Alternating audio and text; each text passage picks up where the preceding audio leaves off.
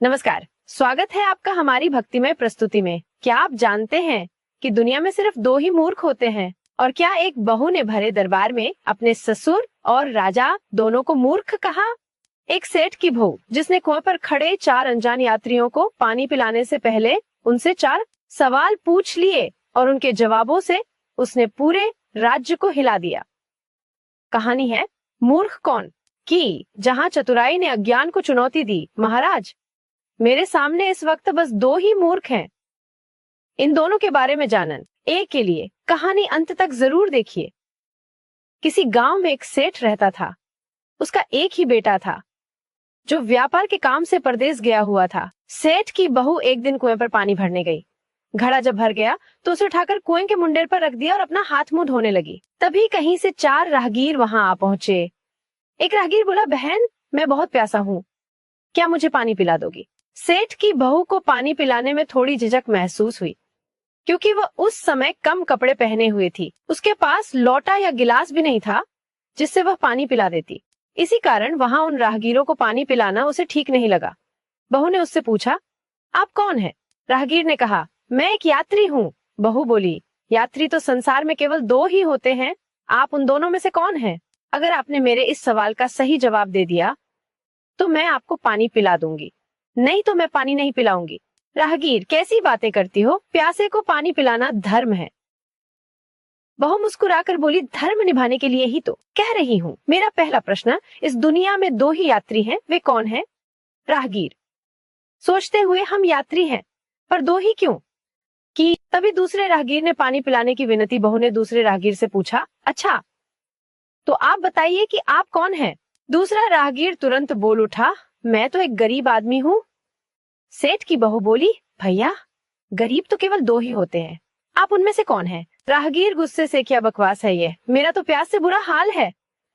उसको कोई जवाब नहीं सूझा तो वो चुपचाप हट गया। तीसरा राहगीर बोला, बहन, मुझे बहुत प्यास लगी है, ईश्वर के लिए तुम मुझे पानी पिला दो। बहू ने पूछा, अब आप कौन हैं?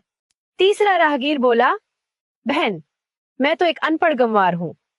ये सुनकर बहू बोली, अरे भाई, अनपढ़ गंवार तो इस संसार में बस 2 ही होते हैं, आप उनमें से कौन है? इंसान के साथ हमेशा गंवारों की तरह कौन चलता है? राहगीर, हम इन पहेलियों का उत्तर नहीं जानते हैं। पाया बेचारा तीसरा राहगीर भी कुछ बोल नहीं। अंत में चौथा राहगीर आगे आया और बोला, बहन, मेहरबानी करके मुझे पानी पिला दे। प्यासे को पानी पिलाना तो बड़े पुण्य का काम होता है। सेठ की बहू बड़ी ही चतुर और होशियार थी। उसने चौथे राहगीर से पूछा, आप कौन हैं? वह राहगीर अपनी खींच छिपाते हुए बोला, मैं तो बहन बड़ा ही मूर्ख हूँ। बहू ने कहा, मूर्ख तो संसार में केवल 2 ही होते हैं, आप उनमें से कौन है? वह बेचारा भी उसके प्रश्न का उत्तर नहीं दे सका। चारों पानी पिए बगैर ही वहां से जाने लगे तो बहू बोली, यहाँ से थोड़ी ही दूर पर मेरा घर है, आप लोग कृपया वहीं चलिए, मैं आप लोगों को पानी पिला दूंगी। चारों राहगीर उसके घर की तरफ चल पड़े। बहू ने इसी बीच पानी का घड़ा उठाया और छोटे रास्ते से अपने घर पहुंच गई।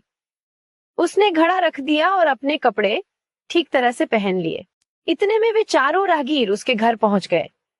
बहू ने उन सभी को गुड़ दिया और पानी पिलाया। पानी पीने के बाद वे राहगीर अपनी राह पर चल पड़े। सेठ उस समय घर में एक तरफ बैठा यह सब देख रहा था।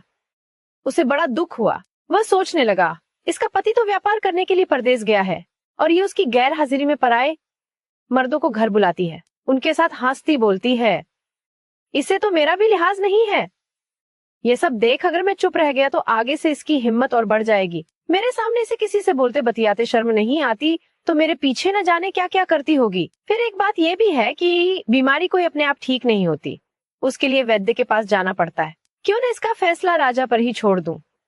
यही सोचता वह सीधा राजा के पास जा पहुंचा और अपनी परेशानी बताई। सेठ की सारी बातें सुनकर राजा ने उसी वक्त बहू को बुलाने के लिए सिपाही लवा भेजे और उनसे कहा, तुरंत सेठ की बहू को राजसभा में उपस्थित किया जाए। राजा के सिपाहियों को अपने घर पर आया देख उस सेठ की पत्नी ने अपनी बहू से पूछा, क्या बात है बहू रानी, क्या तुम्हारी किसी से कहा सुनी हो गई थी जो उसकी शिकायत पर राजा ने तुम्हें बुलाने के लिए सिपाही भेज दिए?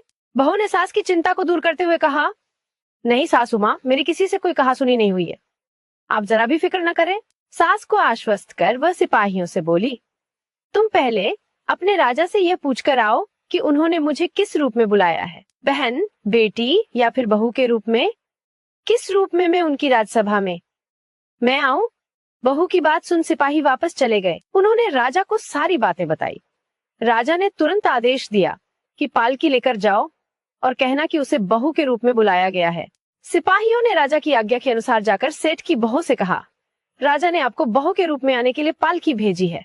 बहू उसी समय पालकी में बैठकर राजसभा में जा पहुंची। राजा ने बहू से पूछा, तुम दूसरे पुरुषों को घर क्यों बुला लाई, जबकि तुम्हारा पति घर पर नहीं है? बहू बोली, महाराज, मैंने तो केवल कर्तव्य का पालन किया। प्यासे पथिकों को पानी पिलाना कोई अपराध नहीं है, यह हर गृहिणी का कर्तव्य है। जब मैं कुएं पर पानी भरने गई थी, तब तन पर मेरे कपड़े अजनबियों के सम्मुख उपस्थित होने के अनुरूप नहीं थे।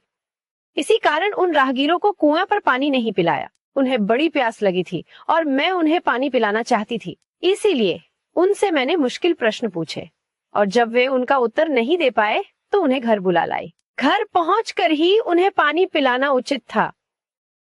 राजा को बहू की बात ठीक लगी। राजा को उन प्रश्नों के बारे में जानने की बड़ी उत्सुकता हुई जो बहू ने चारों राहगीरों से पूछे थे। राजा ने सेठ की बहू से कहा, भला मैं भी तो सुनूं कि वे कौन से प्रश्न थे जिनका उत्तर वे लोग नहीं दे पाए। बहू ने तब वे सभी प्रश्न दोहरा दिए। बहू के प्रश्न सुन राजा और सभासद चकित रह गए। फिर राजा ने उससे कहा, तुम खुद ही इन प्रश्नों के उत्तर दो, हम अब तुमसे यह जानना चाहते हैं। बहू बोली, महाराज, मेरी दृष्टि से संसार में सिर्फ दो ही यात्री हैं, सूर्य और चंद्रमा जो प्रतिदिन बिना थके अपनी यात्रा पूरी करते हैं। पृथ्वी पर दो गरीब कौन?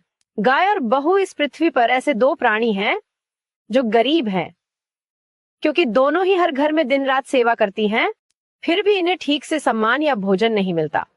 तीसरा प्रश्न, इंसान के साथ हमेशा गंवारों की तरह कौन चलता है? महाराज, हर इंसान के साथ हमेशा अनपढ़ गंवारों की तरह जो हमेशा चलते रहते हैं वे हैं भोजन और पानी, जो हमेशा बिना नागा मनुष्य के साथ रहते हैं। चौथा प्रश्न, मूर्ख तो दो ही होते हैं। राहगीर इस प्रश्न का उत्तर नहीं दे पाया, इसलिए वह मूर्ख है।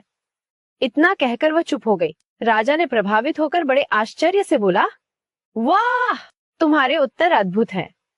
पर अब मेरा प्रश्न यह है, तुम कह रही हो कि संसार में केवल दो ही मूर्ख होते हैं, वे दो मूर्ख कौन हैं? क्या तुम्हारी नजर में इस संसार में सिर्फ दो ही मूर्ख हैं? हाँ महाराज, इस घड़ी, इस समय मेरी नजर में सिर्फ दो ही मूर्ख हैं। इस पर बहू बोली, महाराज, मेरी जान बख्श दी जाए तो मैं इसका उत्तर दूं। राजा को बड़ी उत्सुकता थी ये जानने की कि वे दो मूर्ख कौन हैं। सो उसने तुरंत बहू से कह दिया, तुम निसंकोच होकर कहो, हम वचन देते हैं तुम्हें कोई सजा नहीं दी जाएगी। बहू बोली, महाराज, मेरे सामने इस वक्त बस दो ही मूर्ख हैं।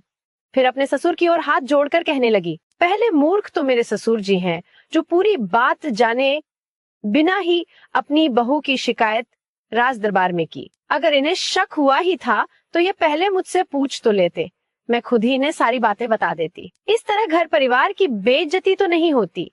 ससुर को अपनी गलती का एहसास हुआ, उसने बहू से माफी मांगी। बहू चुप रही। राजा ने तब पूछा, और दूसरा मूर्ख कौन है? बहू ने कहा, दूसरा मूर्ख खुद इस राज्य का राजा है।